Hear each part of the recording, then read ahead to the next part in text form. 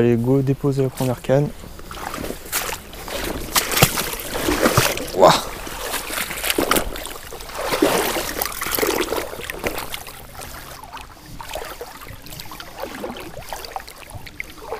Bon, sur cette canne, j'ai mis du Bellachant.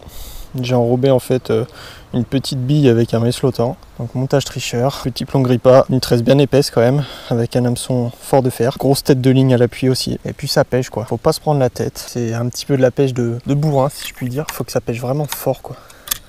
Parce que les poissons sont pas si méfiants que ça, mais ils sont très durs à sortir quoi. Ils sont puissants. Donc là on va pêcher juste au bord des herbes là. Rien qu'au toucher là, je vois que c'est un substrat vaseux et caillouteux. Il y a des grosses pavasses, c'est excellent quoi.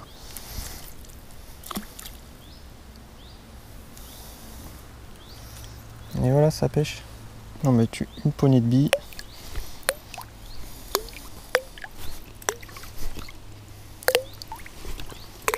Et voilà, nickel, ça pêche. Plus qu'à passer sur la deuxième canne, on est bon. Puis la petite technique en fait, c'est que je vais faire passer ma bannière sur les herbes, histoire d'éviter le courant.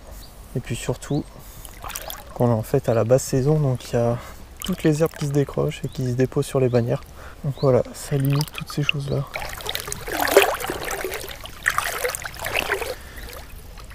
C'est pas une rivière facile à pêcher.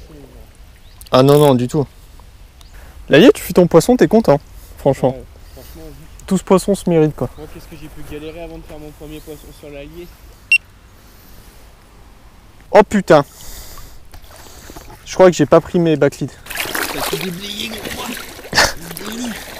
Et là j'ai fait un haut fond d'herbe. Planter les pics. Super. Pour la deuxième canne, on va procéder autrement. On se fait un repère visuel déjà en fait sur la bordure là-bas. Je pense que je vais prendre en repère le buisson qui est juste en face. Je vais mettre à hauteur et puis après je vais arriver pile à la limite des waders où je pourrais avancer. Et je vais poser dans mes pieds. Donc ça va être l'équivalence du chenal de la rivière quoi. Parce qu'après je serais quand même partisan de pêcher en face, mais c'est assez compliqué dans la mesure où c'est une rivière qui coule assez fort. Ça paraît pas là visuellement, mais quand même ça débite à 20-25 mètres cubes et ça suffit pour bien déplacer les plombs quoi. Puis comme je vous disais tout à l'heure, il y a énormément d'herbes qui dérivent dû à la saison. Et puis si on pêche en face, c'est l'horreur quoi. Ferait relever toutes les demi-heures limite quoi. Donc bon, on va procéder de la sorte. On verra bien si ça paye. Bon là je commence à être limite hein. Puis ouais, faut faire comme le petit poussé en rivière. Donc forcément après allons capter les quelques billes qu'il y aura sur leur chemin jusqu'à arriver sur la bonne.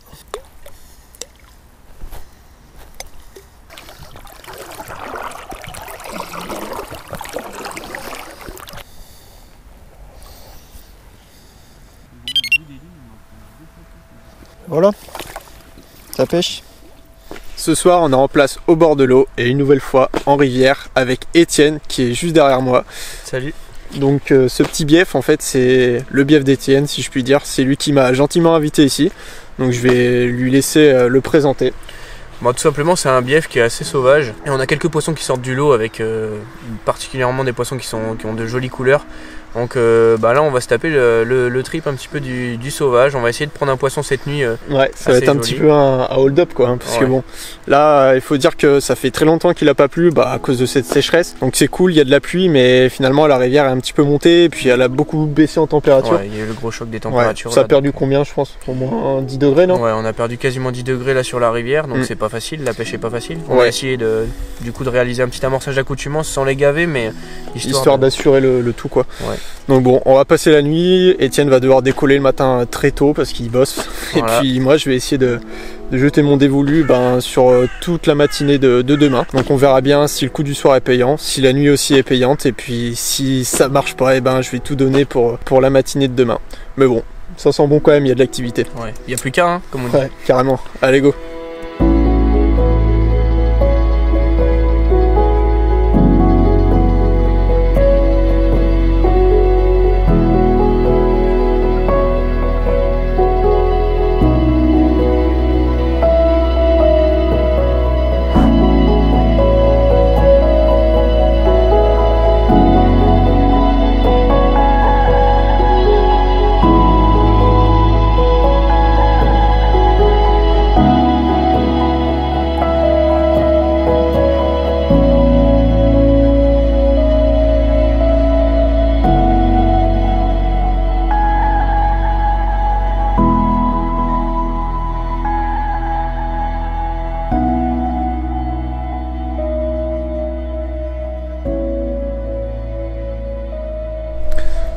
pas très chaud ce matin là. Waouh, waouh, waouh, waouh, waouh, waouh. Départ, départ.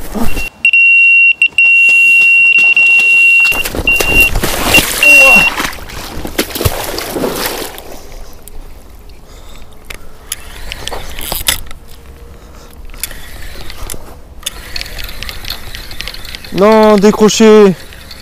Non. Putain.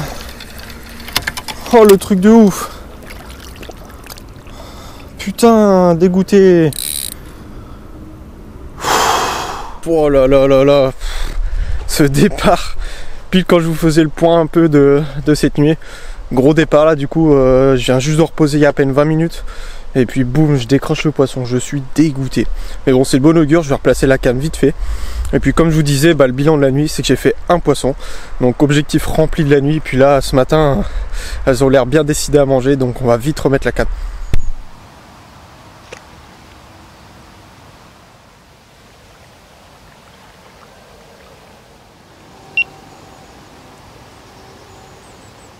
Moi, si tu veux, je dépose dans le chenal, là, je vais à peu près à, bon, pas à mi-chemin, mais un gros quart du bras, et puis je dépose dès que j'ai presque plus pied. Oh putain, au départ, départ. Oh non, énorme. Ouais, c'est bon ça. Oh attends, j'ai le portable à la main. Vas-y gros, raccroche, hein, je te reprendrai tout à l'heure. Ouais.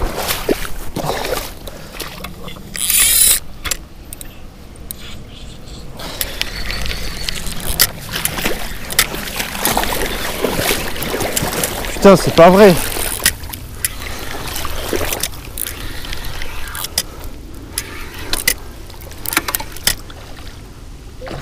Ah ok. Et merde, je pensais que c'était une carpe. Putain, ils sont déchaînés les blancs.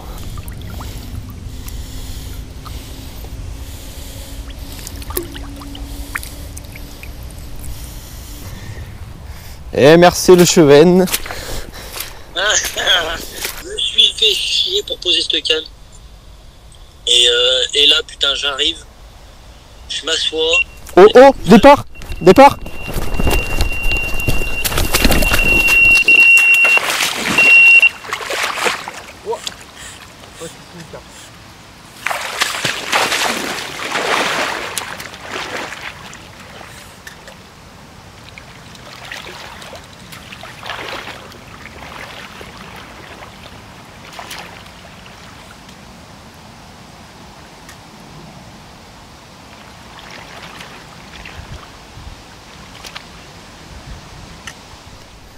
Yes. Ça c'est bon ça.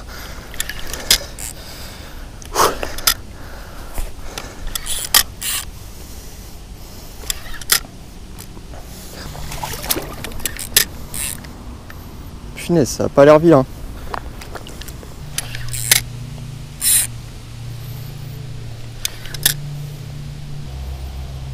Yes, une belle miroir. Ouh là oui, il y a un beau poisson là.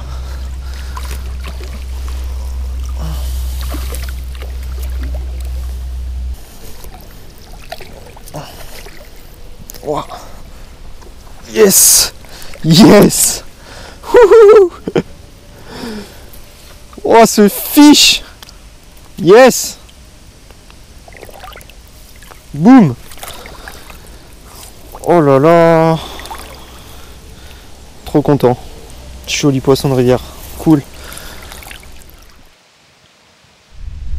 Boum. Premier poisson pris cette nuit sur ma canne de gauche que j'ai déposée en plein milieu de la rivière en waders. Un fiche bien sombre, une petite commune pleine de vie. Je suis bien content. C'est donc mon premier poisson sur ce bief en particulier. La LT a porté ses fruits. Et encore plus ce matin, les départs se sont enchaînés. Et ça s'est clôturé avec un poisson d'exception pour ce bief, une jolie miroir franchement. Je vais relâcher celle-ci, je vais vous la présenter direct. Et voilà le poisson en question. Une vieille miroir, une vieille combattante de rivière. Trop content. Je clôture en beauté ce petit 24 heures là. Elle sera partie sur la même canne en plus. Elle a succombé pareil à un bonhomme de neige comme la commune. Trop content. Là, l'objectif est largement rempli sur ce petit 24 heures. Super poisson.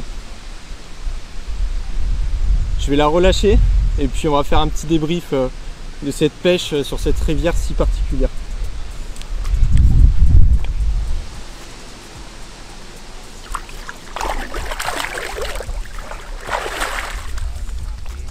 Comme promis, on se retrouve chez moi au chaud pour débriefer de cette pêche. Donc voilà, je l'ai pas fait sur place d'une part parce que j'avais pas le temps. J'ai dû plier assez vite. J'étais un petit peu déçu parce que les départs s'enchaînaient. J'aurais pu faire vraiment beaucoup de poissons si j'étais resté la journée. Mais bref, j'ai dû plier. Il y avait beaucoup de vent, ça devenait un petit peu dangereux. Et je tenais à être au calme pour vous présenter en fait le montage que j'ai utilisé pour cette session. Puisque dans les commentaires, surtout dans les vidéos cartes, vous êtes beaucoup à nous demander comment on réalise nos montages. Enfin, quel montage surtout on utilise et puis surtout le détail de la conception de ces montages. Donc là je vais vous présenter le montage que j'ai utilisé de plus près. Alors pour ce montage j'ai utilisé des hameçons fort de fer numéro 4, une tresse gainée en 35 livres que j'ai dénudé bien sûr juste avant la rampe de l'hameçon pour en fait assurer un piquant de l'hameçon beaucoup plus prononcé, puisque si je l'avais laissé vraiment raide, l'articulation aurait pas eu lieu et pour moi en tout cas je pense que ça influe sur la piqûre du poisson. Quand il aspire, il aura plus de chances de se piquer avec un montage qui a une grande liberté au niveau de l'articulation. J'ai aussi ajouté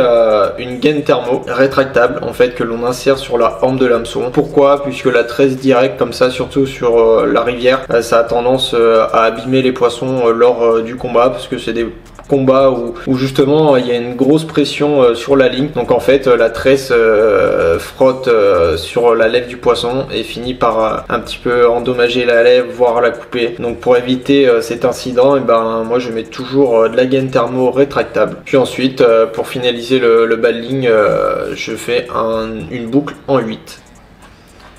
Et ce montage est un montage de base à la carpe puisque c'est un nœud sans nœud classique. Donc rien de sorcier. Donc voilà, vous prenez un bout de tresse, vous la dénudez suffisamment, vous faites un petit cheveu, vous insérez l'èche que vous voulez présenter. Ensuite vous faites le nœud sans nœud sur l'hameçon classique. Ensuite vous insérez la gaine thermo rétractable sur la hampe de l'hameçon. Et vous finissez par une petite boucle en 8. Et après vous insérez l'anti-tangle pour raccorder au plomb. Pour ce qui est du plomb, j'utilise des plombs avec des grammages assez importants, minimum 140, et je monte parfois jusqu'à 300 grammes. Et puis surtout, c'est important d'utiliser cette forme de plomb, un plomb grippa. Ça vous permet d'avoir une grande tenue sur le fond et d'assurer un montage pêchant plus longtemps. Dernier point, vous avez dû le remarquer, puis je l'ai un petit peu énoncé, j'ai ajouté en fait des backleads sur ma ligne, donc 2 en tout, puisque beaucoup d'herbiers se détachaient à cause de la saison. Et donc si j'avais pas fait ça en fait, ça aurait accumulé énormément d'herbier sur ma ligne et ça l'aurait fait dériver complètement et donc mon montage aurait plus été pêchant. Donc là en fait ça a évité au maximum de prendre de l'herbe. On en prenait toujours parce que voilà, ça en dérivait sur le fond forcément, mais ça nous permettait quand même de pêcher beaucoup plus longtemps. Donc ça favorisait amplement les touches. Et puis quand on pêche de nuit, c'est quand même mieux d'utiliser ce genre de technique. Ça permet d'éviter de se lever pour relever la canne et la reposer toutes les heures. Niveau amorçage, le jour J, j'ai pas beaucoup amorcé, je mettais une poignée par canne, pas plus. Bien éparpillé en mode petit poussé comme je l'ai dit. Mais au préalable en fait on a réalisé avec Étienne un petit TLT, donc surtout un petit amorçage à court terme même, puisqu'on a amorcé 3-4 jours à l'avance, une quantité de 3-4 kilos je crois de billes, pas plus. Et il faut dire que quand même ça a bien marché, puisque le matin quand je suis parti, les poissons étaient réellement rentrés sur les billes qu'on avait pu balancer les jours précédents. Donc voilà, je suis encore déçu parce que franchement j'aurais grave aimé rester, il y avait une belle pêche à faire. Et dernier point très important, c'est quand même bien d'avoir de la tresse en corps de ligne, enfin je le privilégie. Ça permet d'avoir un contrôle sur le poisson à 100% et surtout ce qui est bien c'est de raccorder une bonne tête de ligne en amont. Pourquoi? Parce que ça va éviter de se faire couper par un dressène, par un obstacle tranchant ou autre, et surtout de résister à fond à l'abrasion. Donc là en l'occurrence j'ai pris du 70 centièmes, c'est très polyvalent. Vous pouvez monter plus haut si jamais vous coupez encore sur certains obstacles. Et par contre ouais, niveau discrétion peut-être que ça change un petit peu, mais bon, quand on backlead il n'y a aucun doute, ça ne change strictement rien, le poisson n'y voit que du feu. Mais voilà, ça peut arriver que ça réduise un petit peu les touches, mais il faut pas oublier expliqué que c'est mieux de faire moins de touches et d'assurer les poissons que l'inverse, de faire beaucoup de touches mais d'en sortir 1 sur 3 quoi. Après sur ce bief j'aurais pu pêcher un petit peu plus finement, puisque finalement c'était un petit peu de la pléno quoi, si je puis dire. C'était pas hyper dangereux comme pêche. Les poissons se servaient juste du courant en fait pour combattre, donc les combats étaient assez soft. Mais sur des pêches frein ciré que je réalise souvent sur une autre petite rivière locale, là c'est vraiment primordial d'être monté aussi costaud. Ça vous permet d'avoir